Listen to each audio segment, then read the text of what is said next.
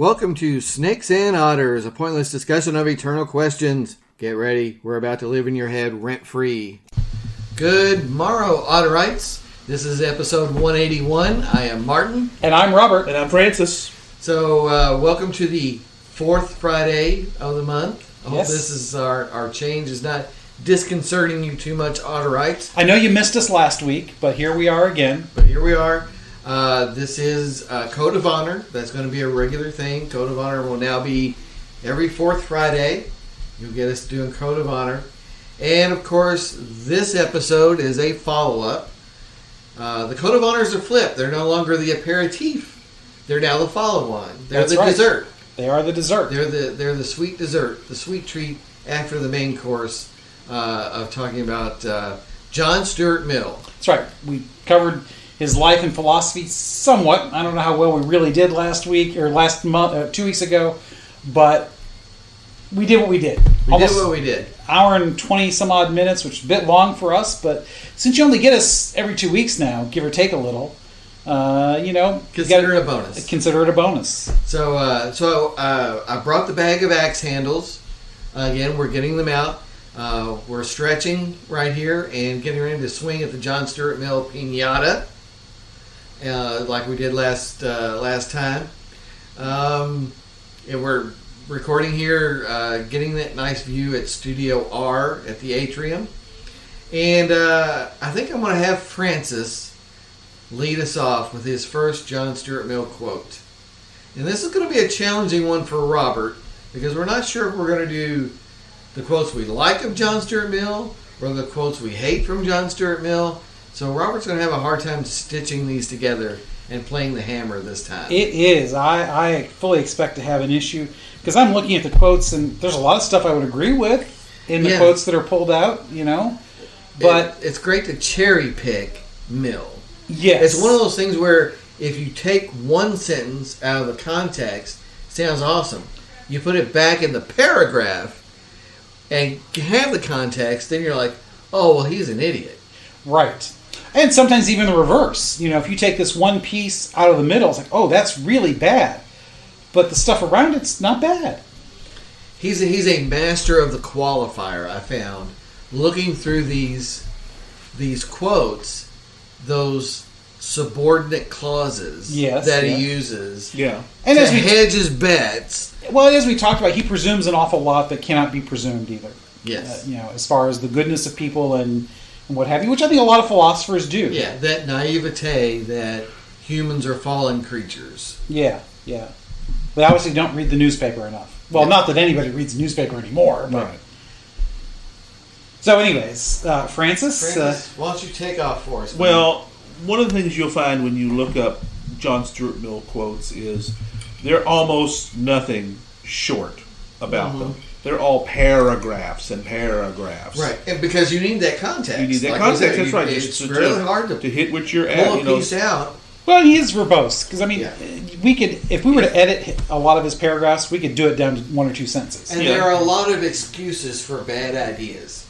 Yes. Yeah, that's fair. Yeah, well, there's nothing you could never accuse Mill of not thinking the matter through.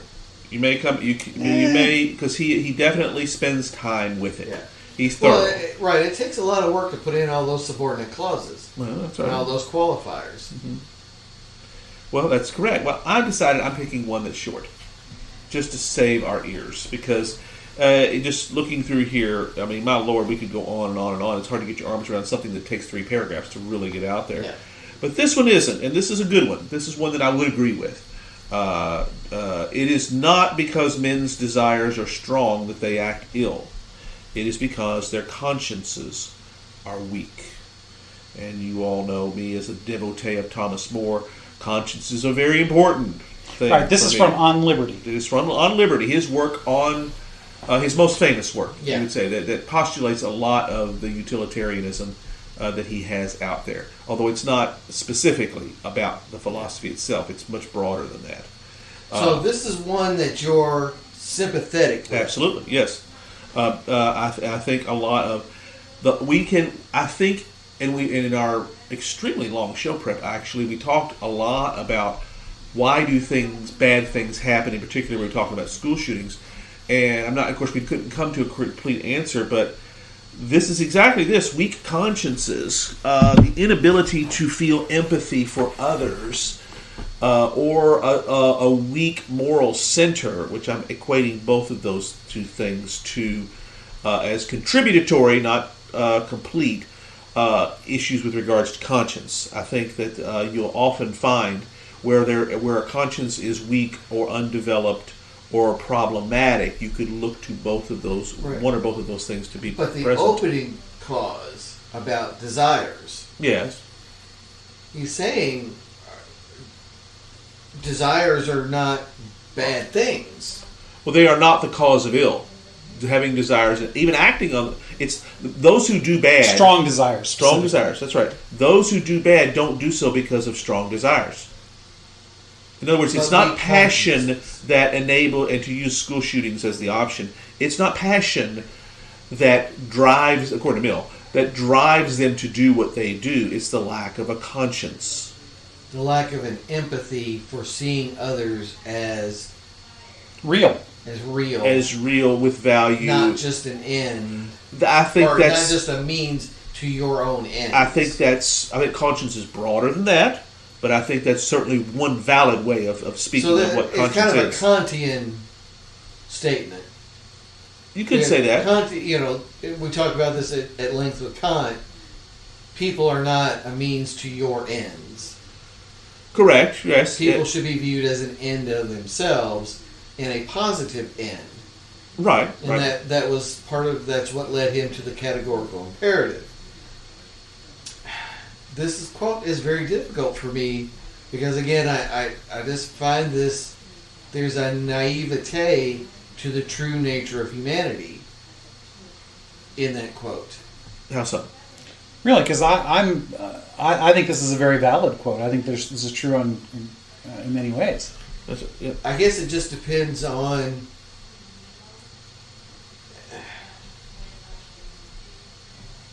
because I feel people can have a conscience and still let their desires overwhelm them.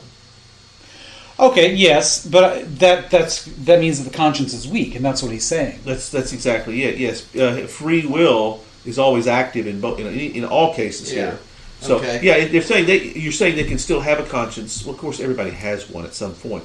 It can be completely unless you're a sociopath or a psychopath. That's correct, and then it's malformed. Yeah, well, and then it's to Martin's point that you don't see people as real as anything other than a means to an end. It's interesting. I wonder, would you call that an absence of conscience, or is conscience an absolute that we all have, and it's simply malformed? A discussion for another day, perhaps. Perhaps, but I think you can probably say that I would fall on the absence of conscience, because to me a conscience is something that causes you to consider others. Right. So conscience, by definition, is positive. Yes. In some fashion. Yes. A conscience lets you view others as your equal. At the very least, it causes you to question what you do. Yes. You see them as... You see that other person as having as much value as you feel you have. Well, that's the properly formed conscience. Right. You can still have gradations of that. That, we're willing, because we do this all the time, we're willing to see the people like us as being that way, but those people over there, that's different. So that person that thinks that way still has a conscience, but it's improperly formed because it's not universal. Yeah. And I think that's hard for us to get to that point, especially throughout history, where we don't somehow make exceptions except for those people. Right, that's what I'm saying, that because a conscience causes you to question. That's still a question. They're just coming and saying, nope for you, yes for me. That's right, yeah. Whereas somebody without a conscience would just why is that even a question about the other? Well, they wouldn't even... that's the whole thing makes no sense. Right. And we know sociologically and psychologically, and I hate to use the word normal, but I'll use it, normal people would have a form of conscience within certain goalposts of validity. And those outside that would not. Not have a conscience or not have a validly formed one? Both. Okay. Well, yeah, you can say that. Well, Yeah. for sure, it's either it's malformed or non-existent. So, okay, so I'm coming around a little bit on this one then. Thinking about it some more and reading.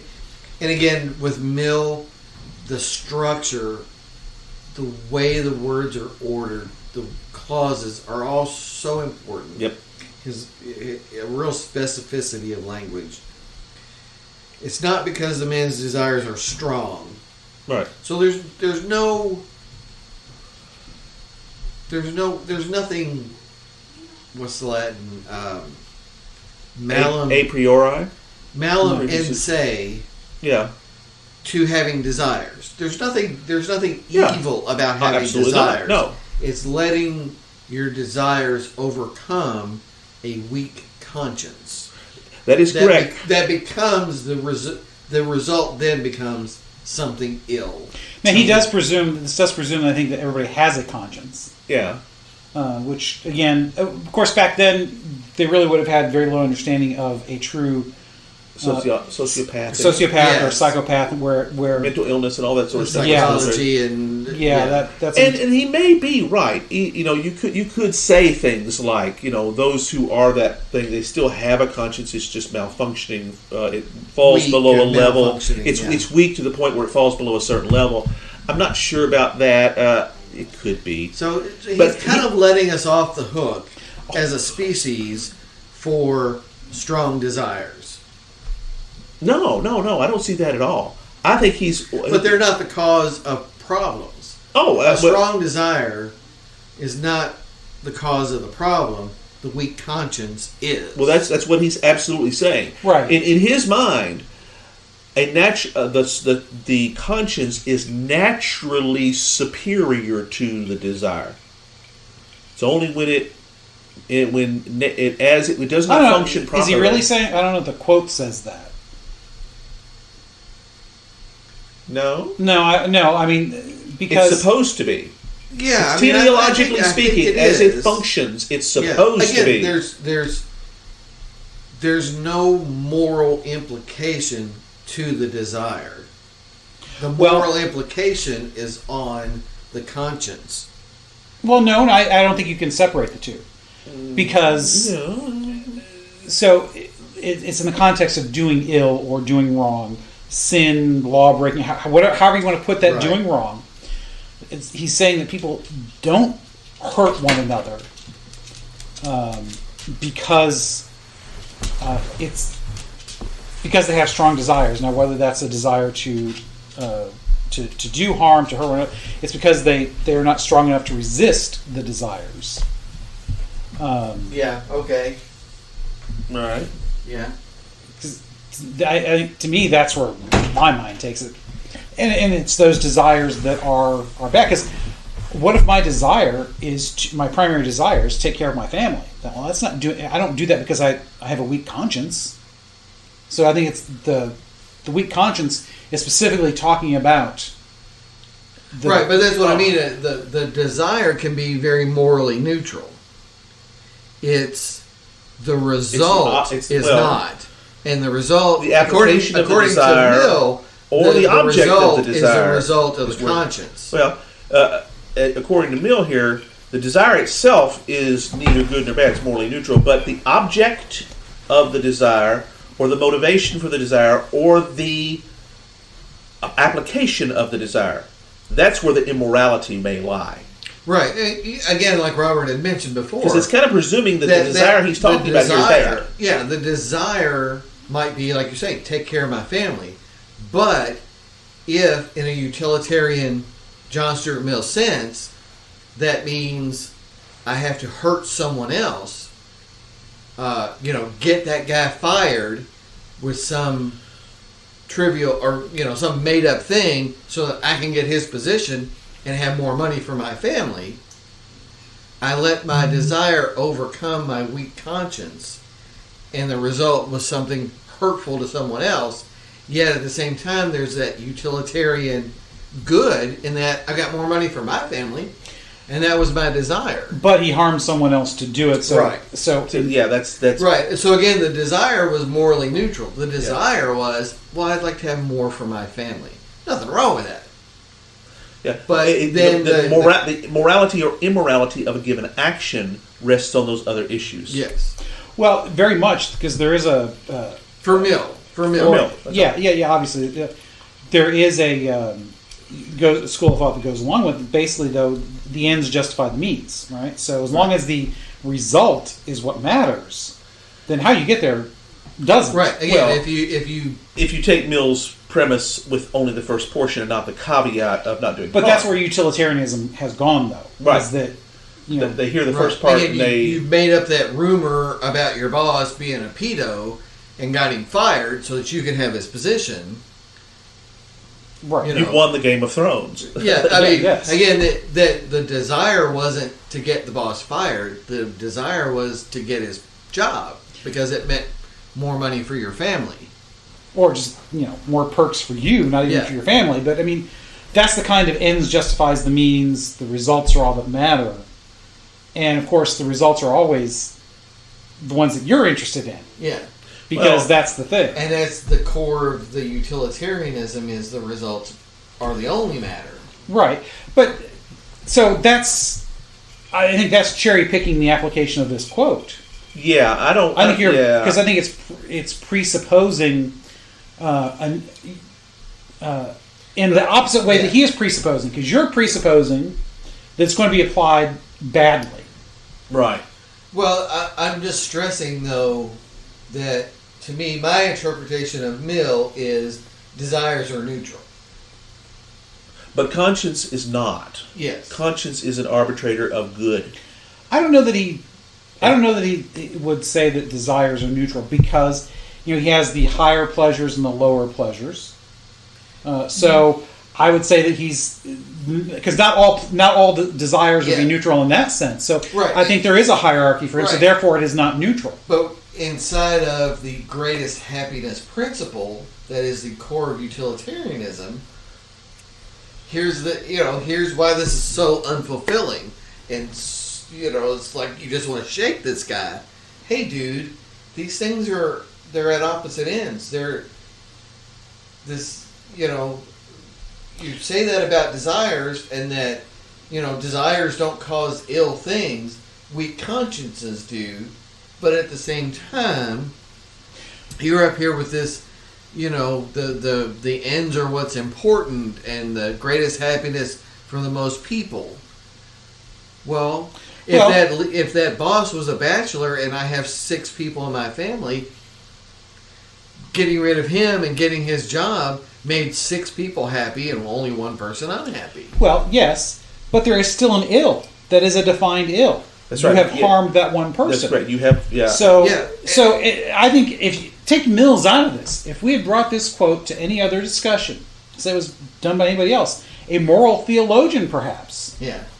Because essentially what this is saying is that when we give in to our worst natures, our fallen nature, is when we commit sin, is when we harm one another, when we do not respect the inherent dignity of the human person. Thank you, sir.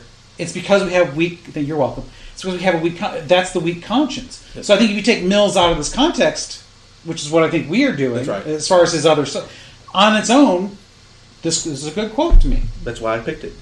That's right. Yes, I think that's... Yes. Okay, I will grant that on its surface, there's nothing here to disagree with. Prima facie. Yes, as it says. Prima facie, as a statement, yes, the source of ill is the lack of a conscience. Right, because ill implies you have done something. Right. And You have conscience is harmed- what you have caused a harm to someone else. Yeah, because And- desire in this context is neutral. Yeah. In this context, that's right. Of course, we know it's broader than that. Yeah. I tell you, folks. I still don't know if I'd say it's neutral in this context, but I'm willing to move the discussion along. I will grant that, just because I don't know, it's not a hill I want to die on. Because desires, I don't think, are neutral. And I think you're probably right in as far as Mill is concerned. In general. When he talks about desire, he is talking about, again, those higher pleasures versus lower pleasures, and all Yeah, that. it almost spectrum of, if conscience has to be part of the equation, then by definition, the desires that are being put forth are problematic at best. No, I don't think so. Because if the desire is an objective good, without any kind of harm, then conscience doesn't come into play, though. No, it's not that it doesn't come into play. It's just that it's going to be an automatic that the conscience approves. So you don't even have to think twice about it, right? Yeah. So it's not that the conscience doesn't come into play. It's just that if something is objectively good, it's already so aligned with a good conscience that there's no need to question it. Which is where I think the psychopaths come into play, is that they think their desires are automatically good, therefore they do not question whether or not they are.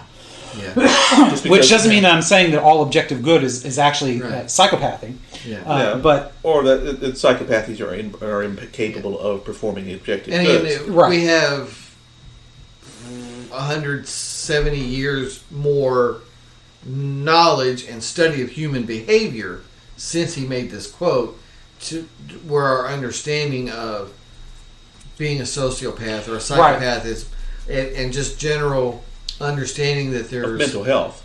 Yeah, psychology, sociology, psychiatry, all of these things. All that comes after him. So all comes after him. Not contradict. Yes. I still, and I want to, before we go on to yours, because Matthew Arnold, I think, is a contemporary, and he's just beginning the science of sociology at that point. Actually, he's not the originator of that term. Kant is. Yeah. I thought it was Comte, but apparently the M is silent.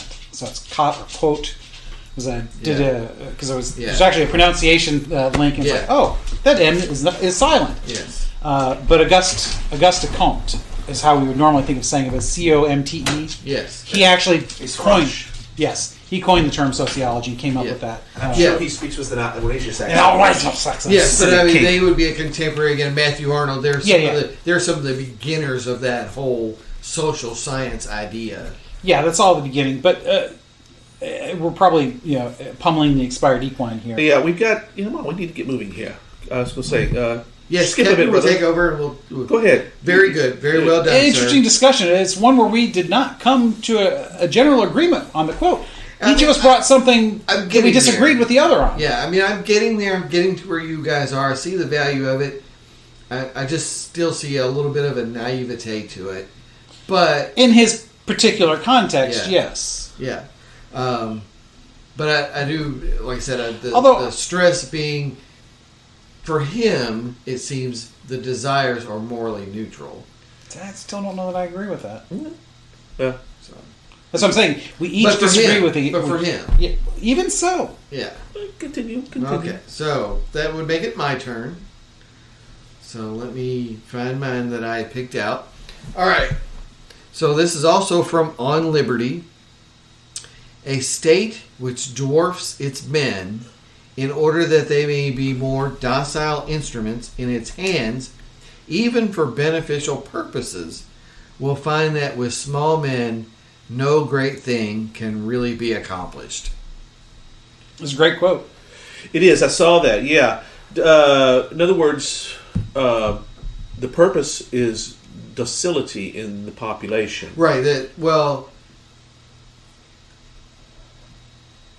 When your first grab is, this is a strong statement against a large, powerful government.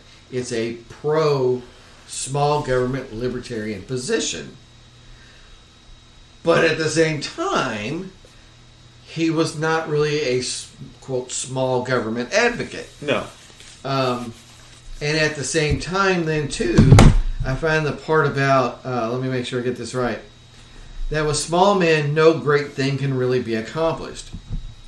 What's the great thing you're looking to accomplish? Well, that's what I'm saying. Docility sounds to me like it's what he's after. But, which is, peace.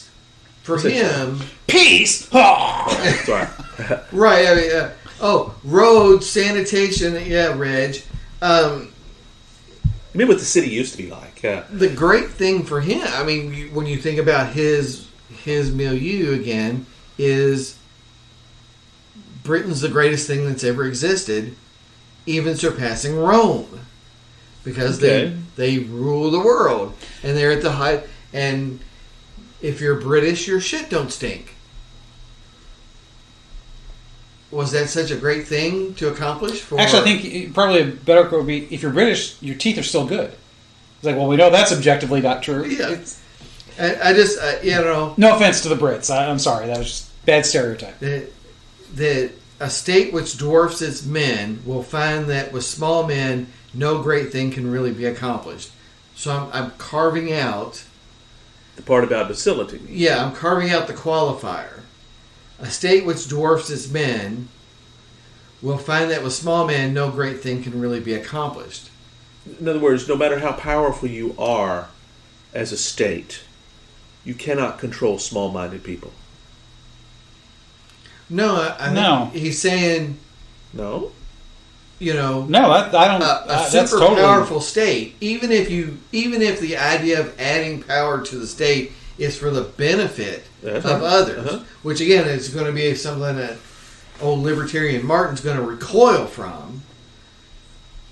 But I want to focus on this part. No great thing can really be accomplished. Well, who's to say what's great, too? The state. Well, that's the implication here. But see, well, yeah, I understand what you're saying, because in the end, all three of us would agree with what he's saying in that you cannot have the whole be more important to the exclusion of the individual and still have the whole be great. Right. Again, on its surface, this is a tremendous statement for individual liberty, for small government, for limited power of the government. But I think his reason for seeking that limit is very faulty. What are you saying that seeking to do something great? Who cares if you do something great as a nation, as long as you're protecting the individual liberty of your citizenry? The purpose of a government isn't to do something great. The purpose of the government is to protect the rights and liberties of the citizenry. That's what you're saying, or that's what he's saying? So I'm saying. Would you? Are you saying? Because this is very much a Mills thing as well, because he liked the idea of using the state to do good things. Would you strike out promote the general welfare? No. From our found promote the general welfare, meaning set economic conditions wherein people can have private property. So I don't know that most people would, and I don't even know that the founders would have defined promote the general welfare that way. But that's a good philosophical discussion itself. It's like one of these things. A state which dwarfs its men in order to that they may be more docile instruments in its hands, even for beneficial purposes. All that's awesome. But then I think his end result of that small man, no great thing can be accomplished. Is that the whole point? Certainly, it's what it says in the quote. Yeah, the whole purpose of dwarfing is for docility. Right. That's what he's saying. Right. I don't think you can take that middle part out like you want to. That's exactly it. That's exactly what I'm saying. Yeah. Is that the whole point of dwarfing is to promote docility. However, with small-minded people, you're never going to go to the moon. Well, is that what he's saying? Or is he saying that it's impossible to completely make small-minded people docile? I don't think I don't see where you're getting the small-minded part. That's what it... No, I don't think that's what it says at all. No, that's not. He's saying that if you dwarf your populace, even if you think you're doing something for them, what you will find is docile people won't accomplish anything great. Right, because... Hold on. Let me. Go ahead. No. So, a state which dwarfs its men in order that they be more docile instruments, even for beneficial purposes. Yeah, right? So it's saying even a state which dominates the individual. Right. So the ideal. So think of Soviet Union under Stalin. Yeah. Okay. Right, which was supposed to be for their benefit. Right. We'll find that with small men, which basically they're saying with dominated men, you can't do anything great. So a state, we all think that our government, that our country should be great. Well, how do we define great? I think your definition was just leaving everybody alone so they can do what they want with as long as they It's don't. great enough. Well, see, I don't think that's a definition. That's a very poor. Right. I think most people would say it's a very poor definition of great. Yeah. So, for instance, under your definition, we would never have gone to the moon. Yeah. Because that was a government-led endeavor, and I don't think at the time a private endeavor could have done it. Right. And I'm not sure that a private endeavor could do it today if Right. the government hadn't done it first. Right. And implicit in what he's talking about is the concept of imagination. Yeah. To accomplish something great, you've got to be able to imagine that great result. And imagination And only it's- exists in the context of freedom. And right. And if you're small-minded, Well, let's and everything's dominated. Stop using that term. Small-minded is not in the quote. Docile does not necessarily mean small-minded here. I think what he's talking about in the small docility. men, yeah. Small Yeah, well- men, not small-minded. It's men who are, or women, siblings, who are unwilling or unable to take a risk, unwilling or unable to speak out, Unable to see, unable to imagine the risk. unable or unwilling to take any kind of a risk because the consequences are so great. So even better than Soviet Russia under Stalin, Winston in 1984. He's that one guy who, even in a small way, is bucking the system. Yeah. And of course, he is greatly harmed for that. That's right. All right. So everybody else has already become docile. Right. Right. Uh-huh. We would never call that Britain, because that's Britain. That's right. Yes. Intended to be. We would never call that Britain great or capable of greatness. Just like he's saying, because greatness, well, yeah, it does require imagination. To me, it's not about imagination or having minds that are large as opposed to small. It's about being able to take that risk, to be willing to take that risk. Yeah. And yeah, there is an element of imagination there, but Winston, you can make the argument that he really didn't take much of a risk, because what was his rebellion? Finding this little nook in his apartment that he thought was not seeable by the cameras that were recording everything, and keeping a secret journal. That's not really much of a freaking risk, I mean, yes, it was, because he was having thoughts. Because remember, they had thought police. The police, that's correct, yeah. So, yeah, in a way, it was a risk, but not really. It wasn't the kind of risk that was capable of changing society. Only And his that's- place in it. right. From a personal standpoint, it's highly risky, but Right, but it's not societal changing risk. And a Right, docile man cannot change society. And a docile man cannot do great things because he cannot change society. so you're saying that small men, in his quotation, is a means, the result of the state dwarfing and making them docile. In other words, Yes. Right, so you say the docile, being made more docile, equivocates in the end to small men. Yes. It's the product. Small men are the product of the Right. dwarfing. Whereas, Yes. I was taking it, the small men pre-existed the docility.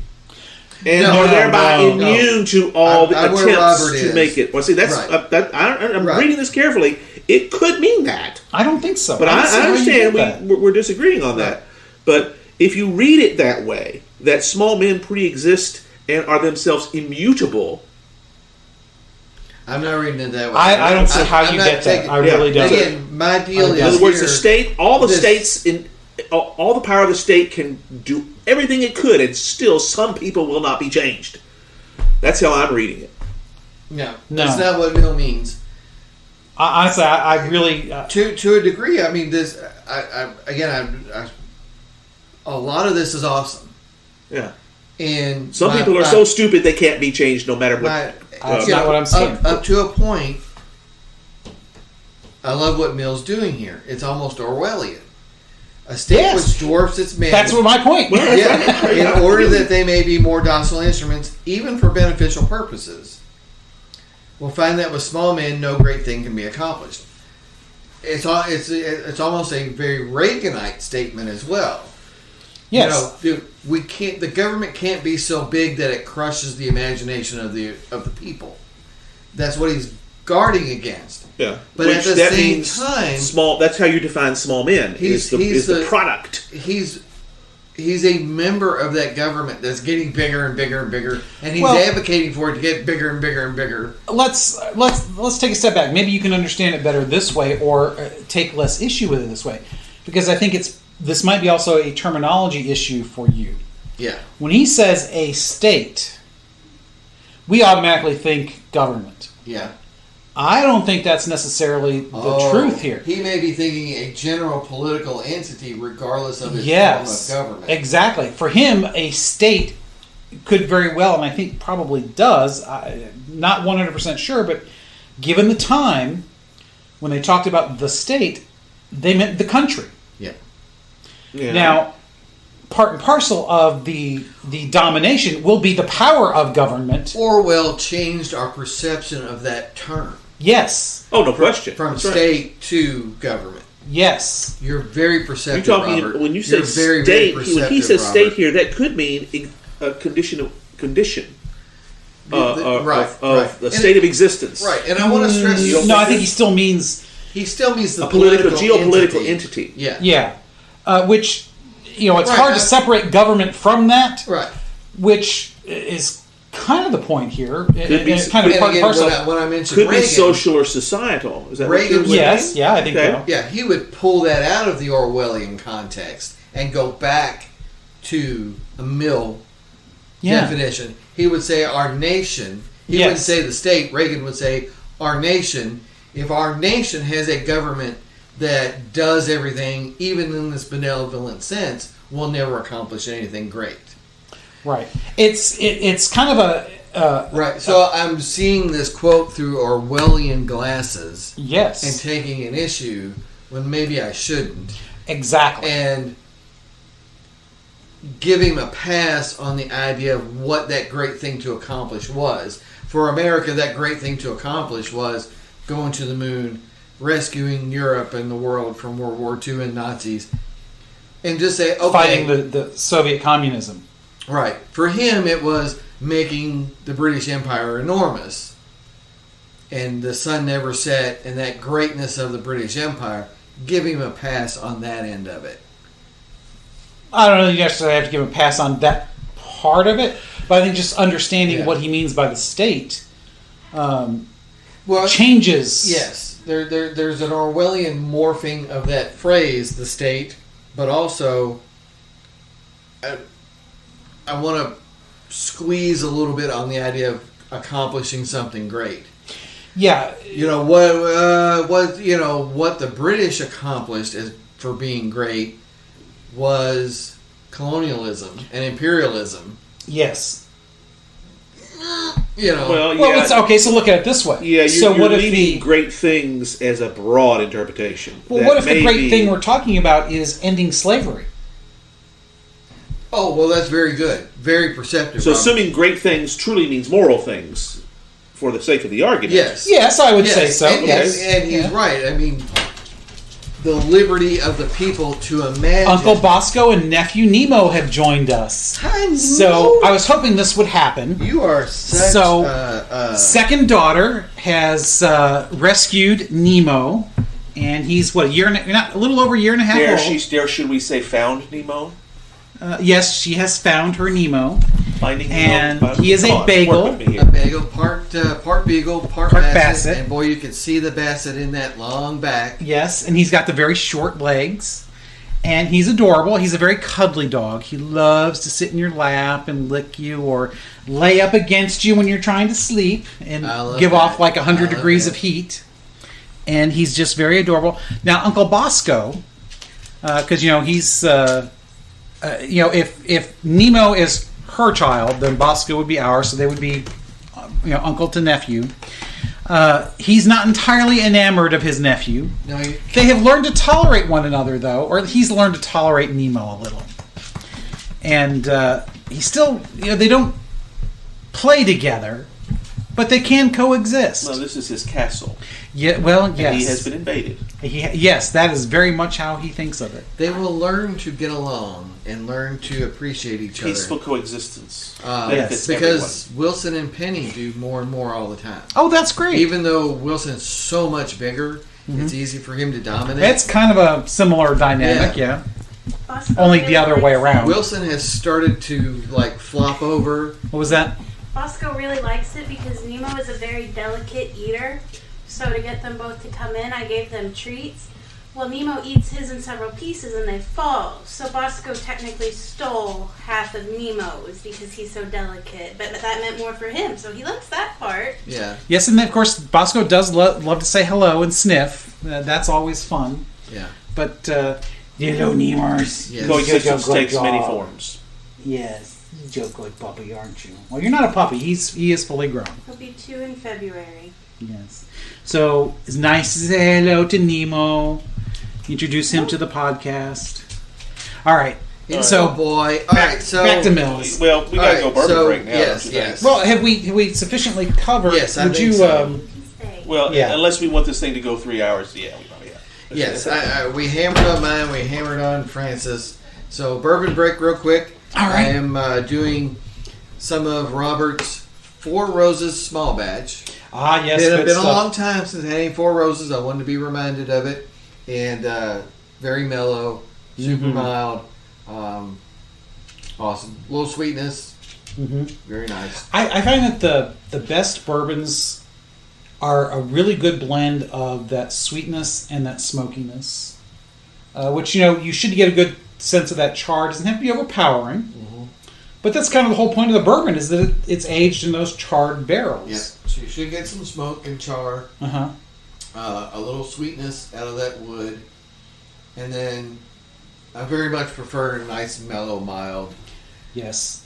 The smooth, to me, it's all about what is smooth. Smooth and Now, I do mellow. like the occasional, the Devil's Cut, because it's just it's different. It's not what I'm drinking today, but I considered it because I hadn't had it in a while. What did you pour, Francis? For Old Forester 100 proof. Ah, It is good excellent, mellow, Another- in the mouth, excellent as always. Yes. So I went back to the Basil Hayden today. There you go. For this one because I hadn't had that in a little while. Although probably show wise it's been relatively recent, but time wise it's been a little bit. And the Basil Hayden, of course, it is the family bourbon, as we like to say. Indeed, indeed For it is. for yes. Francis, it is the great. Is it 3 greats or 2 greats? Oh no, 5. 5 greats. Yeah, 5 oh, greats. yeah, Okay. right. Yeah, way back. Oh wow, even farther. So 5 great grandfather. Uh-huh. Co-founder of the distillery that ultimately now produces it, but That's right. Yeah, it's a bean product, but yes, that they go back to him as their heritage. He is old granddad. I mean, that's a bust of him supposedly. on Oh, there. really? Yeah. The Basil Hayden. That is Basil Hayden. That's Oh, correct. I did not realize Yeah, so that. old granddad is sort of mine too, but but the name, of course, comes directly from the direct ancestor. from the direct ancestor himself, who was the leader of one of the first Catholic groups to come down here. In fact, it's tied to church history locally because he was the one that deeded the land to the first church, Catholic church, here in this new wilderness of, at the time, it would have been, well, it's currently Marion County, it would have been Washington at the time, Holy Cross Church, which is still in existence. Oh, excellent. The land is. They actually had to rebuild the church in 1863. That's how old the one that is now. The original one was a log cabin. Right. And if you go into their cemetery at the very back, they've got a big stone platform that marks the original location. Nice. Nice. And several of my ancestors from the 17 and 1800s are buried there. Yeah. Wow. So the Basil Hayden, this is one of the very smooth ones. You get a little bit of that flavor on the tongue, but really, it's the Kentucky hug, as I've talked about the last time. Just very smooth and just a wonderful warmth that you get down the throat and really into the stomach is where you really get that warmth. So it's a great hug in that sense. I just cannot say enough about this. It's the first one that we've ever really tasted together. So if for no other reason, that's been 30 years. 30 years next week, Election Day. Oh, 1992 was when we first forgot that. Partook of this together.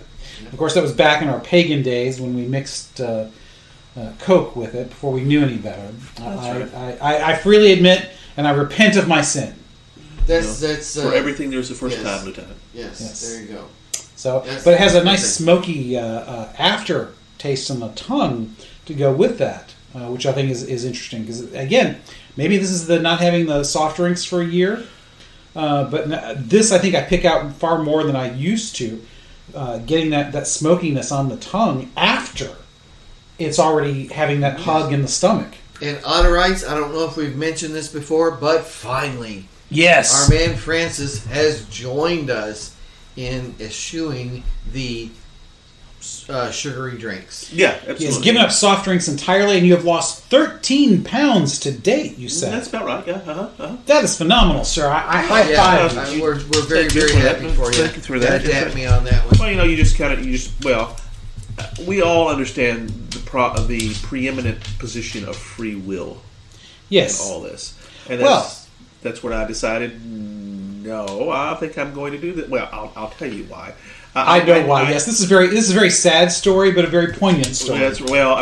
Part of it was that I recognized. Yes, I went to the doctor. I weighed more than I liked, and I'll leave it at that. But I had an encounter with my mother at one, and it must have been a holiday or something. I think maybe it's my daughter's birthday. Well, it was in the last 6 weeks. Wasn't it? It must have been my daughter's. Because you mentioned the last time we were together. Yeah, that's right. Yeah, I was with. I guess it was for a birthday celebration. It was for my nephews. That's who it was. And my mother was there. And she calls me that next week, leaves it on a voicemail because I didn't pick up immediately, and calls me back 2 days later to tell me directly that I am too fat and I must lose weight. So, I tell you, it's bad when your mom says, son, you're fat, you got to lose weight. But who else can tell you that except your mom and your wife? Yeah. That's correct. Well, yeah. My mother has no filter these days. Yeah. So that's where we kind of it really, I had already made the decision by that time because I didn't like where my weight was. It's just one more pile-on, I suppose, to make things go the way they went. Well, I want you to know that as your friend, I'm thrilled for you, and safeguarding your health isn't just important to you, it's important to us. Well, of course. Yep. I mean, yes. We all wish to be good stewards. And brotherly love.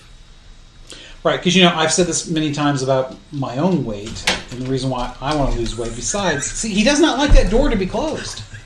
He wants the option to go. Let him out, he comes right back in. How you doing, buddy? It's like Godfather, he wants out, but then he gets pulled right back in. Very good quote, yes. But, he just does not like to have that door closed when he wants to go back and forth. If you would just go push the door closed a little bit, we'll let him out again. Yeah. When it's time. But yes, that was Bosco returning to the hangout. Bosco. But anyways, as I've said many times about my own weight, is that one of the things that became very clear when I was doing nursing home ministry, which was that not a whole lot of fat people in the nursing homes getting up to advanced ages.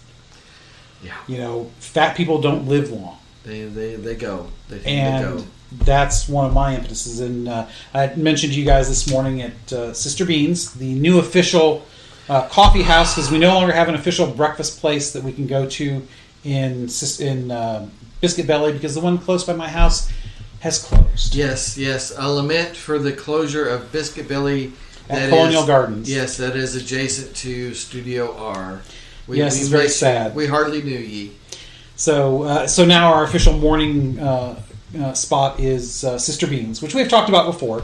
Locally owned, wonderful business. That was a potent cup of coffee this morning. I appreciated the full flavor. I knew you would like it because Biscuit Belly got their coffee from Sister Beans. So, and I know you talked about how much you liked the coffee at Yes. Biscuit Belly. I like the good flavor of the just give it to me the straight black coffee. I love it. Black and bitter like your soul. Yes, black and bitter like my soul, but it had a good flavor, and I enjoyed it yes. very much this morning. And little Heitzman pastries, Yes, were good. another locally owned. So we, love the Heitzman. local stuff. Love it. Heitzman bakeries. So yeah, we very pleased that you have taken. And I have rededicated myself to my lap band protocols. My doctor talked me back into it because I was going to have the band emptied because I'm having so many issues with the reflux, and of course he just removed a little bit of the liquid, and oh my gosh, the relief is immediate. So I'm having to stick with it because especially now there's even less there. I've got to be more careful. Understood. And you're having some other health challenges we won't go into, But yes, it looks like I will be undergoing the knife very soon. Yes. I don't know the exact details, So- but hopefully that will go well. Nothing life-threatening currently, so I'm sure it'll go awesomely. yes, I'm sure it will too. I want you guys to know that it means a lot to me, your friendship, and that you're going to be around for a while. God willing. So And the creek don't rise. yeah, That's right. Yeah, Jinx, show me a non-Coke beverage. yeah. As we How like to high's say. the water, Mama? That's right. So a toast to your health, both of you, and how much it Yeah, means it's mostly water that these days. Nothing wrong with that. Yeah. So I'm thrilled that you're taking on the challenges here. I have to do more for mine. Sugar it causes inflammation. It's amazing how Yeah. little there is of that Yeah. when you avoid as Yeah. much as you can. Yeah, I mean, sugar is a wonderful thing, but it also Well, is so much a- of what is- we eat has too much of the bad sugar in it, anyways. Like Yeah. the processed corn syrup and stuff like that. Yeah. And especially that's in the soft drinks. yes, the Yeah. more I know sweet is so appealing, but try to push sweet out of your diet if you can. Now, I freely admit I still have my non sugar-based, zero-calorie caramel shots that I put in my coffee every morning. Second daughter, who Nemo's mom, has introduced me to this caramel oat milk that I put in my coffee. Yeah, that's good stuff. And it is very good, which is probably my one big calorie drink, which I know my doctor would be very Yeah. upset with me having that. It was like, dude, cut me some slack. Yeah, I mean, candy, the non-dairy fake ice cream. I still love that stuff. I still got to have some sweet every once in a while. But sugar is an enemy. It really is. Yeah, It especially really the processed, Yeah. almost all processed food is bad for you. Yeah. Yeah. So Avoid the desserts, the occasional strawberry milkshake. That's about it. Oh yeah, I did have a strawberry milkshake yesterday after getting back from the test because I had to have no food or drink Oh, yeah. after midnight, even Yeah. though I was not undergoing the knife yesterday. yeah. I was so hungry and thirsty, but I was also so out of it because of the slight bit of morphine that I had to relax me for that particular test that I was like, oh, just You give me was something. relaxing all over the place. Well, but I was also almost a bit queasy on the way home, so I was like, just rather than lunch, just give me a strawberry milkshake, and I will have that, and then take a 4-hour nap. The oddball thing, this is, I know, insane, but when I don't feel well or I've had something done like that, or, coming from tests or hospital, the thing that sets me right that I crave the most is an Arby's roast beef sandwich. Oh, So it's like, I'm liking it. that just makes me feel right. It's somehow that has become comfort food. The little bit of salty to the roast beef and all that, and that bun. well, I tell you what, it is definitely a comfort food, an Arby's roast beef, because you very rarely get one that is cold. Yeah. So, nothing worse than getting something that should be hot and it comes in cold. It's just the right amount of spicy, or Yeah. not spicy, but salty. Flavor, yeah. Well, I prefer mine with horsey sauce. See, it's just I But don't I- like to overpower Yeah. myself. But no, horsey sauce is awesome, but plain or with horsey, either way, that's kind of my. If I were in that spot, milkshake, nope. Give me stop by Well, Arby's. yes, you have your dietary issues with milkshakes. But so- stop Yeah, you by can't do Arby's that, and get yeah. me. But yeah, I mean, every time I've been ill or had something done or whatever, the Mrs. Martin runs and knows to get me an Arby's roast beef, and that'll Yep. put me right. Yep. So let's do turn. your quotes, guys. Oh, we so gotta repeat do it them again before I do for Robert. Oh mine. no, Okay. says he.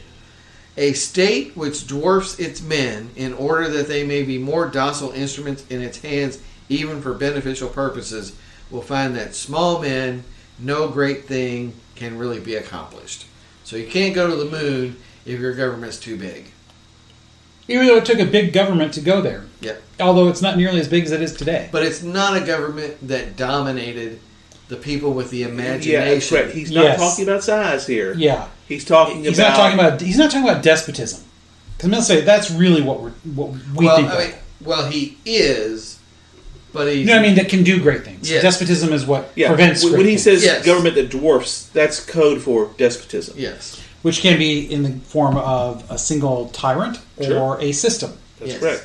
Although usually they both go hand in yes. hand. I mean, the Soviet Union didn't send anybody to the moon. No matter how much they tried to copy us, Right. they didn't do They it. may have gotten into space first, but we far surpassed them very quickly. Yes, Francis. My quote was, "It is not because men's desires are strong that they act ill. It is because their consciences are weak."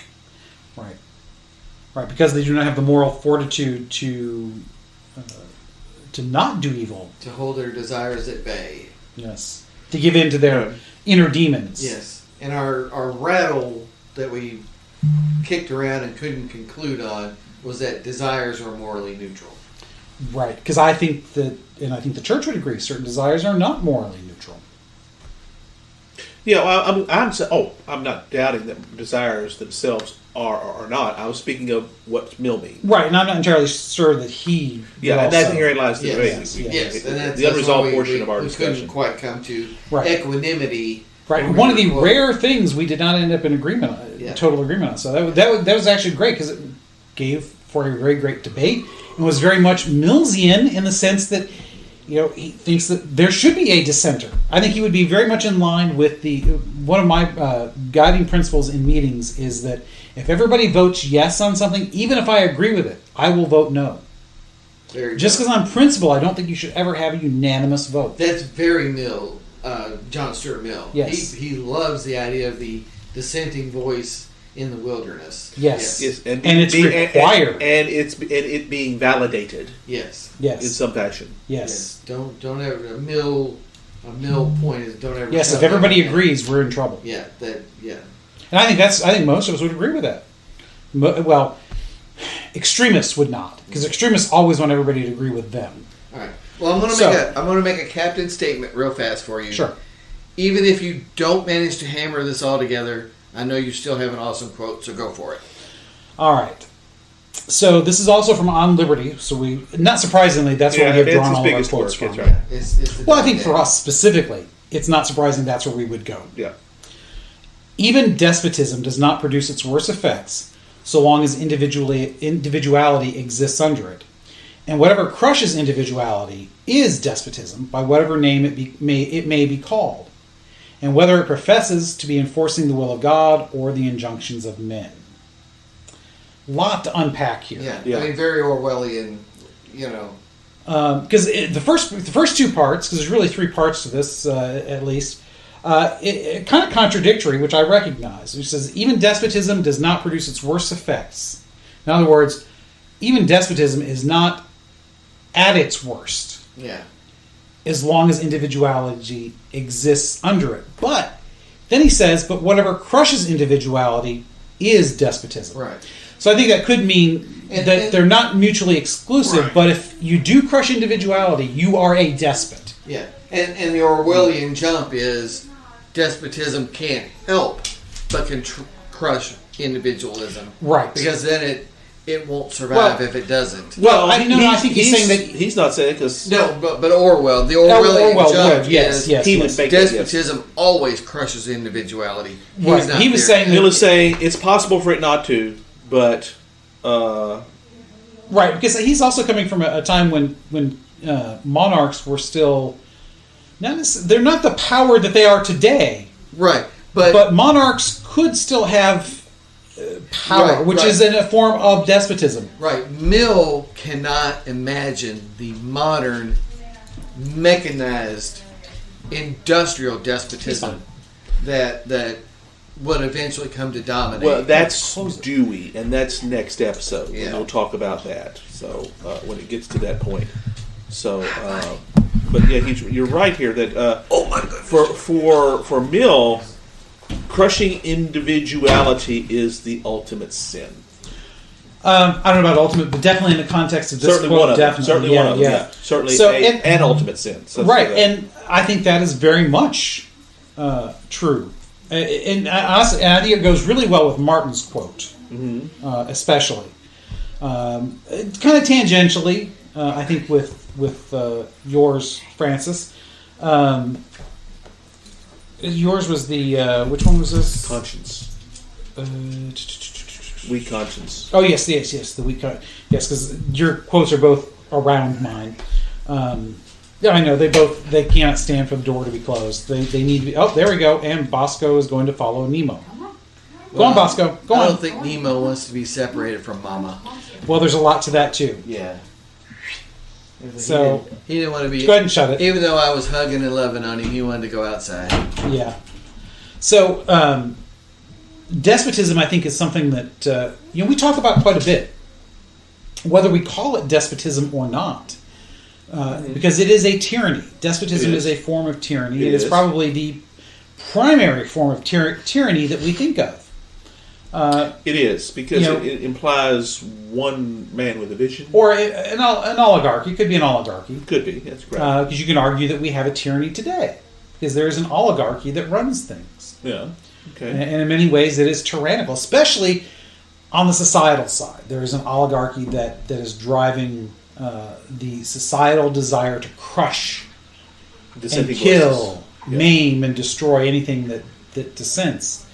And that is a crushing of individual liberty. Yeah, Mill would be all over that in opposition. And because to me, why I like this one, because this is a very verbose way of saying what is evil is that which, whatever system is evil is that which does not respect the inherent dignity of the human person. Mm-hmm. That is crushing individuality. Right. Yeah, with regards to speech in particular. I don't think in he's particular, meaning that here, but it's inclusive of that, certainly. Yes. So Mill would be absolutely anti-cancel culture. Absolutely. Yeah. Absolutely. There's yes. no question. Because his point was that he considered that a moral evil.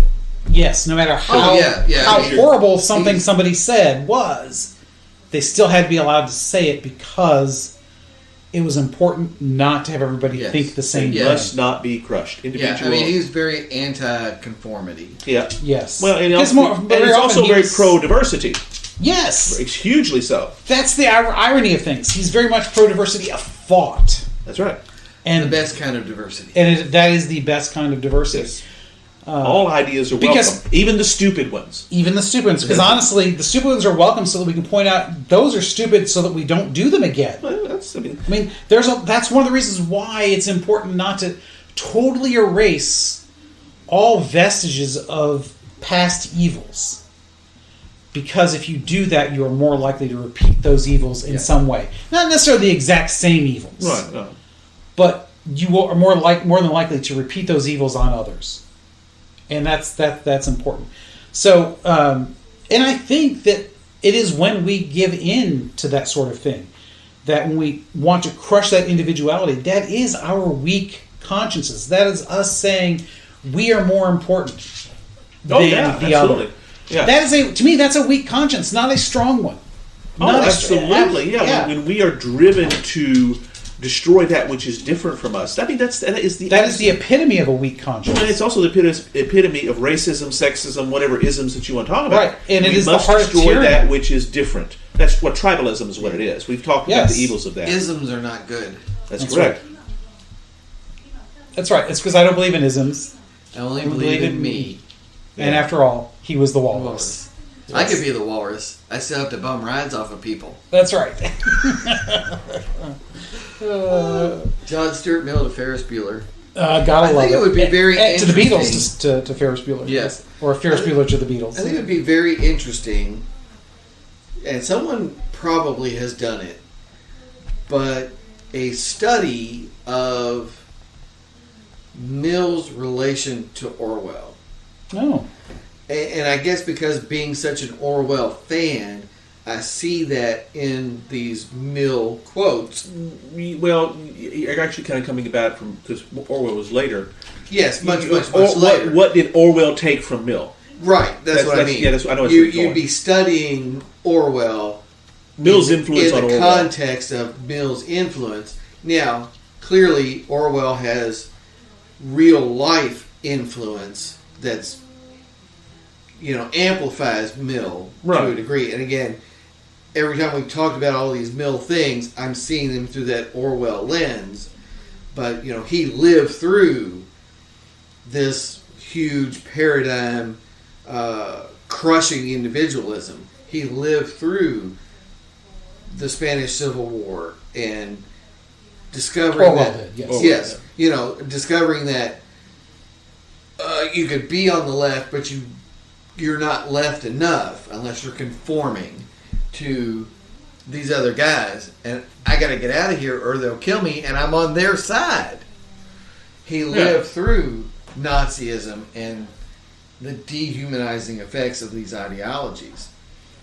But it would be interesting to see, and I've never read anything about this, but there just feels like there is a tie here. Yeah, I don't know if there's been a academic study, although surely there has. Surely there has. I just did a quick Google search, and there's been some articles linking Mill and Orwell in terms of, and specifically in terms of cancel culture. Yeah. Because It'd be a puts it in modern perspective. Right. We think of Orwellian ideas when it comes to speech, as peace through strength. Right. Is one of the classic one from the 80s, but that's actually, to me, that's not Orwellian. To me, that's the way peace does work. Yeah. That's a natural truism. A Roman, all the way from. But Orwell's Big Brother and all of that. Of course, Apple's 1984 commercial is a great example of the individual not being suppressed, having that bravery to take a risk. That's probably even better than Winston railing against, because that person really did take a risk, throwing that sledgehammer at the screen of Big Brother. Not that I think Mac was probably not quite that risk taking at the time, but it was a great commercial. Everybody remembers it, at least that saw it. But yeah, it'd be interesting to see to do more research on that. Maybe that's something we should explore on the blog. Ooh, that sounds like a challenge to Martin. Absolutely, yes. It does. For you to take up that, and then for us to pick it up. Take up the cudgel here. And throw it at the screen. Robert has thrown the gauntlet down on me. But I think that the quote that I chose, well, it's maybe not the best summation that I've ever come up with for the quotes that you guys have produced. I think it's in line with that, and it's certainly relatable to both. Because, like I said, a weak conscience certainly does lead to the problems that we've talked about. A weak conscience can... A weak conscience helps in making men docile. Yep. Right? Yep. And so, which is how you impose that despotism. Because a weak conscience leads to docility, which is the crushing of that individuality that was so important to Mill. So, maybe it does a better job of summing up the quotes than I thought it does. But,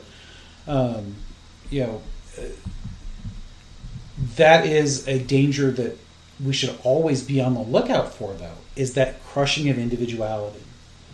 Mm-hmm. It is so important that we not fall into groupthink, that we don't subsume not just our identity, but our own thinking, our own thought processes to some tribalistic notion of our identity.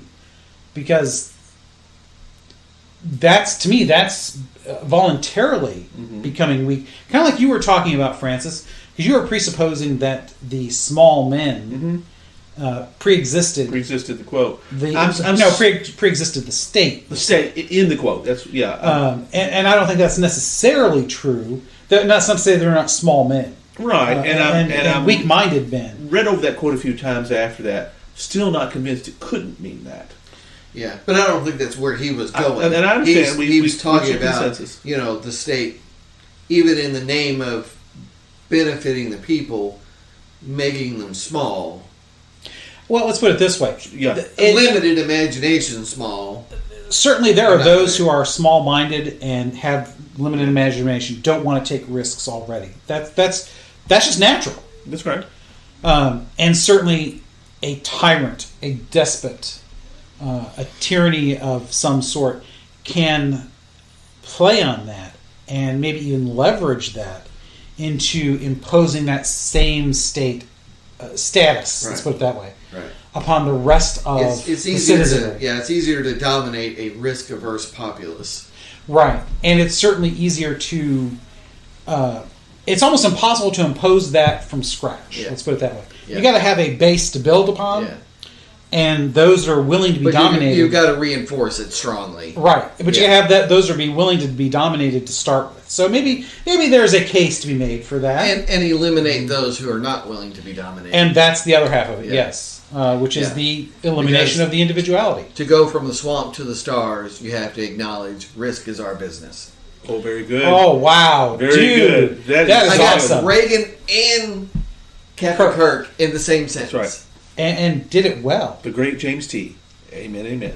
So I think, it probably sums it up fairly well then. Again, right back where we were with, there's a lot of good stuff to John Stuart Mill, but at the same time, there's a lot of holes here. There's a lot that's problematic. Yes. That we have to kind of, to a degree, give him a pass because he didn't experience the end game of these ideas of, he didn't understand the industrialization of despotism. Right. And that's very true. Well, because, he's pre-World War I, pre-World War II. He's pre-Franco-Prussian. That's right. Yeah, exactly. He literally... That's 7 years before all that. 3 years after. 3 years after, 1873. So he's through that time. Yeah, so he doesn't... most of his writing happens prior to that, which is probably... He's just kind of in the middle of the Industrial Revolution. Well, he's really at the beginning. He's starting to understand steam and... Yeah, I guess you could say he's in the middle in the railroads sense that and it's been going on for several decades. But he doesn't understand what that leads to. Yeah, the military-industrial complex does not exist yet. Yeah. And right. That's when it really gets to be something big. Yeah, because that's really... The Industrial Revolution is really... such a paradox that he's arguing for the limitation of the state in favor of the individual, yet likes to use the power of the state to do things. But he's presuming this, and that is that those individuals with great liberty of conscience, liberty of thought and deed and word and all of that are the ones who are making up the apparatus of the state. That's very true. That's the key. He is presuming benevolent dictatorship. Yes. Yeah. To go Hobbesian. Yes. I mean, that's kind of what he's doing. He's presuming that, but more importantly, he's presuming not just the benevolent dictator. I think it really does go back to he's presuming that individual, that those who are making up the state, that are working for all that good, are maintaining their individuality while yet all working for the same thing. It's like, yes, you're all individuals. Right, we're all individuals. I'm not... you cannot all be working for exactly the same goal and yet still maintain your individuality, I think, in the way we think of it today. Yeah, and again, individuality of thought, not, hey, I'm going to get a tattoo so I can be just like everybody else and be an individual. Right. Yeah, I don't think he would call that individuality. That circle, that crazy circle. I'm going to wear black like all my friends so that I can be nonconformist. I'm going to get that barbed wire tattoo like everybody else has so that I can be an individual. Yeah, it's ding, not... ding, ding, ding, ding, ding. Yeah. So, I think that his presumption of that ideal person. Yeah. And Orwell pulls that trapdoor from underneath of him. He does. But to be fair, again, that Orwellian society is not possible without the Industrial Revolution. The communication revolution that happens. Yeah. Yeah. Because when you think about it, it is the Industrial Revolution that, for lack of a better term, industrializes, because now it's become a verb, the dehumanization of the individual. That's what makes that crushing of individual liberty that's right, so possible. We as humans are simply fodder for this industrial monster. Right. Does the machine serve us, or do we serve the machine? Right. Are we in the Matrix, or are we the Matrix? Mm-hmm. I am so glad that you all brought that up. I would like to think the machine serves us. Well, of course. In its ideal, we yes. have to believe that in order for us to continue serving it. But you know what? I think it's not an either or. I think we have to serve the machine, and the machine has to serve us. So you're proposing symbiosis. Yeah, well, not to a certain degree, not Matrix level of symbiosis, because that's subordination. That's right. Yeah. In its entirety, where humans are the battery for the machine. What I'm talking about is that we have to be able to not only work, and this is very Millsian, we have to be able to work in the machine, through the machine, for the betterment of all, while at the same time, the machine does have to provide a true good for others, not a domination. That's the trick. It's that fine line I talked about. You have to be able to walk that knife edge, but it is so easy could mean to take a step to the left or to the right and fall off. Yeah. You could have domination with that. Yeah. I mean, You're talking about the good. We could subsume. I don't know. I don't think you could, because I don't think so. Because once you get into domination, nothing else is possible. Yeah, nothing else. You then throw out the inherent dignity. You are into crushing the individual. Yeah. And that is always an evil. Now, the individual willingly working with others for the good of all is not. Because that's a voluntary choice. And I think why I was saying it has to be both, we have to be willing to make sure that the machine doesn't fall into despotism. That's why I say that, you can't say the machine is only there to serve us. Because once you start thinking that's down the road too. The machine must provide all that I want. Yeah. Wall-E. Right. And you can't say that we are only there to service the machine, because that only makes the machine able to say it is the master. Yeah. The Apple. Star Trek. Yes. The speeders of Vol. Yeah. I mean, it has to be both. What is it? Landru is the body. Mm-hmm. All that. Yes. Yeah. Yeah, same theme. Yeah. Well, whereas in the feeders of Vol, they were simply life support organisms in Vol's system. Yeah. They were kept alive to serve the machine. That's really essentially it. At least But the machine also provided for them. Well, in order to keep them. See, there goes the question. What's his intent? Chicken or the egg? Did he do this in order to keep himself alive because they had to maintain? See, that's the argument that Spock and McCoy have. Yeah. McCoy says it's immoral to have humanoids living to service a hunk of tin. Yeah. And Spock says, but it's also within the rights of people to decide on a system that seems to work for them. But that's just it. Those people didn't decide. Well, at the current state in time, correct. They had no choice. But who says where it started? And that's But the choice needs to be able to be made continuously. And that's correct. That's why McCoy was ultimately right here. Yes. See, that's where the crushing of the individual comes into play. Continue to be able to make the choice. That's correct. From a Mill's perspective, that's exactly from a moral perspective. I think that's correct. Both. That's inherently true. The feeders of all was an immoral system, right? Because the choice was taken away. That's correct. It was no longer symbiotic; it was subordinating. So how many Star Trek episodes did we just mention there? 2 at least. Yeah, the Return of the Archons and the Apple. And then I also did Risk is Our Business. That's a different episode. That's Return to Tomorrow. There's 3 right there. Yeah. Okay. All right, so 3 out. that's not bad. I don't know that that's our record, but that's not bad. 3. Well, I can Star Trek episodes. I can throw in a movie quote. We learn by doing. Yeah. That's right. That is part of it. That's part of the continuous choice. Mm-hmm. Yeah. Is you have to be able to make your own mistakes. Otherwise, it's stagnation. Yeah, right. Which is what Kirk's talking about there. All right. So coming out of this episode, it sounds like Martin's got a couple pieces of homework. One is, I really love what I did with the, do we serve the machine or does the machine serve us? So I'm going to have to work that into a post on snakesandotters.com. I tell you what, that's a book unto itself. Yeah. The philosophical and moral implications. That's right, yeah. And then I also need to follow up with yet another post on snakesandotters.com of what's the tie between Mill and Orwell. Yeah. How did Mill influence Orwell? Yeah. It's got to be written about somewhere. It has to be. They're both too large and too close proximity time-wise to there not to at least have the question asked. And I don't know. I love the image of Orwell pulling the trapdoor from underneath John Stuart Mill.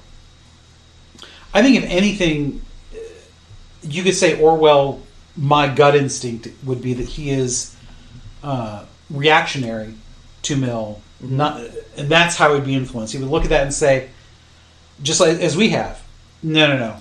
If you what take you're this saying, to its logical conclusion, here's where we go. The maddening part about Mill, there's so much good, but then, wow, there's a lot of bad ideas here too. Yeah. And that's the weird part is they seem so antithetical. And that's partially because we look at things with a different perspective. Yes. We've lived through the result of Marxism. We've lived through the worst, so much more things. Well, the worst forms of despotism, which he was very much against. Yeah, I mean, the things that Mill tried to warn us against and then also enabled, and it's like, dude. Again, I think at the heart of it, he just presumes that a good and moral, just like our republic, is for a good and moral people. And once you take that out of the equation, you get tyranny. Yeah, and those who see that argue, why would you ever presuppose that humanity could be good? Right, but utilitarianism has that huge flaw at its core. Oh yeah, and he's very overt about that. He states it many times. Well, I think it's part humans and parcel will eventually do what's best for all. He was a liberal of his day, and I think you could, very much. I think he would recognize the philosophical underpinnings of liberalism today, of where things started, not where they are, but presupposing that in the end humans are good, or that they're going to work for each other's good, which they recognize selfishness is bad, but what they fail to recognize is that we're all selfish in some way. Yeah. It is only when, as Francis said, that we don't listen to our consciences, from his quote, that we become the despots. The only real way to limit our selfishness is to limit what we can do with that selfishness. Yeah, limit the machine so that our selfishness can't take over. Well, that's very Thomas More. The highest limit ourselves and the machine. The highest authority is the conscience. Yeah. Mill even has a quote. Yeah, but about the quote and the end point. Sorry, Robert, but the end point being, what practical way can we limit the conscience? And that's to limit the power we grant ourselves over others. Right. He even talks about how about limiting his desires rather than the pursuit of them. Yeah, that's what you're talking about. Right, limiting but the he desires. did that himself. Right. It's like, but you've got to go the next step, John. Right, because you got to go how do we limit someone else's desires for the benefit of everyone? You did it consciously. Not everybody's going to do that. And what do you do with those people? And the realization that will happen. Right. That's where I think, with a huge flaw for I would say this much as we come to the end here. I think it would be kind of cool for us Snakes and Otters guys to have a dinner party with John Stuart Mill. Oh, yeah. We'd have a blast with that. Because we could really get into understanding where he's really going with that. We've talked about those dinner parties that we should have with folks for those intellectual discussions, or bourbon and cigars. in a round. He in might a round table. bulldoze us. I mean, he is a genius. He's a genius. That's correct. We're not That's geniuses. that's one. Well, I don't know about that. Well, that's why I'd love to have a dinner party with him, because I'd love to, because I'm presuming that he has good intent. Yeah. I think that's fair. Yes, absolutely. Completely. Yeah, we Yeah. have This this is not strong overtly intent. self-serving. This is well thought out, and for the benefit of society in his mind. How do you get there when we can show examples of here's things that Right. Yes, don't work John. that way? I'd like to say, Johnny, what is your response to 70 years of Soviet communism? That's right. Of the Mao's great leap forward, The Cultural Revolution. the Cultural Revolution. Yeah, which led to the death of how many, and that's in order to force complicity. What would he say to, the 100 million or so, or more than that, worldwide? But I think in the U.S. it's something like 70, 75 million abortions, which you could argue are a direct intellectual result of his argument that Very much so. of you should not have the child if you cannot care for it. That's right. I mean, we've Therefore- had current political candidates argue that the cure for inflation is more abortion. Yeah, more abortion. Absolutely. Limit that population. Yes, and in which population do we limit? That is correct. Yeah. If you look at the statistics, Yeah. there is no doubt who wins that. Yeah, so I mean, Yeah, certainly he Honestly- would say that the difference is in the qualifiers for him. well, that's always the difference, though, for everybody. Yeah. So, So- what is good for thee is not necessarily good for I mean, me. he would be all into it. I mean, if he were there with us, he'd be like, "Oh yeah, well, I predated all that, and I said you got to limit this and limit this and limit this, but you didn't go far enough, John." Well, see, I don't know that you can't. That's part of the problem I'm coming to realize with all the philosophers we talk about, is that, kind of like Moore with Utopia, Yeah. they love to talk about the ideal.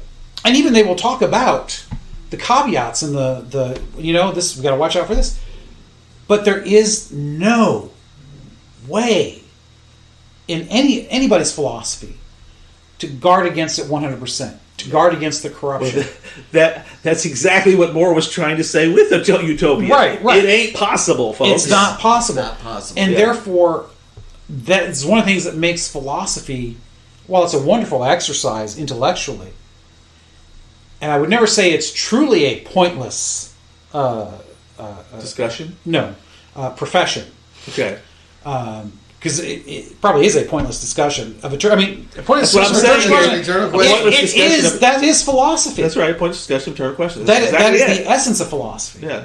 But on a practical matter, the best we can do is use bits and pieces of it as both examples and warnings. But no one philosopher or philosophy is a workable thing. Well, That's it's awesome, able Robert. to articulate certain truths. Yes. But in and of itself, it cannot be an absolute. Yes, and that's why one of the Even things though it's been tried. I've said before. I'll finish up real quick Go. because I know we're way over here. Yeah. I've often said that theology is just philosophy with God, and philosophy is theology without God. For lack of a better, I've put it in other ways, but that's essentially Not always, but yeah. Well, generally speaking, I mean, you start throwing God into it, you automatically get into theology. Yeah. That is why I think that theology provides more workable systems than philosophy. The only issue there is still not everybody's going to ascribe to it, Yeah. and not everybody's going to apply the same theology. Because again, we are fallen creatures. So even though I think you might come up with a better system from a theological perspective, I still recognize that you still can't impose it, and you still can't expect everybody to follow it, because we are fallen. Excellent. Thank you, Robert. Very well done. Very, very well done. So, Francis, what is next time? Next month, we are going to finish out our long reach here over philosophy and philosophers. A reach forward, not a reach around. That's right. Because we've done this here for most of this year. So, and of course, next month is December, so we're going to finish it all out with, I think, the capstone of where we are today. The guy who took all of the stuff that we went before, because if you paid attention month to month, they all build on what went before. John Dewey American, so much of our understanding of the human person comes from his philosophy, taking things forward, and not always in a good way. So that's what we need more axe handles, is what you're telling me. Oh, absolutely. We're going to make it in it. So we got the Woodrow Wilson pinata is the biggest one. John Stuart Mill pinata is next, but there's going to be a John Dewey pinata. John, very much so, because he believes and puts forth the idea that we are mechanistic in nature. And that's where we're going to go next month, so be here.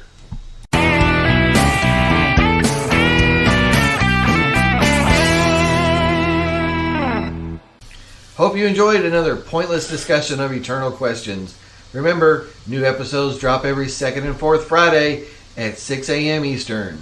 Spread the word. We're on all the major podcast platforms. And leave us a review. That helps others find us. We're on Instagram, Twitter, as well as our website, snakesandotters.com. I'm Martin. And I'm Robert. And I'm Francis. Join us next time.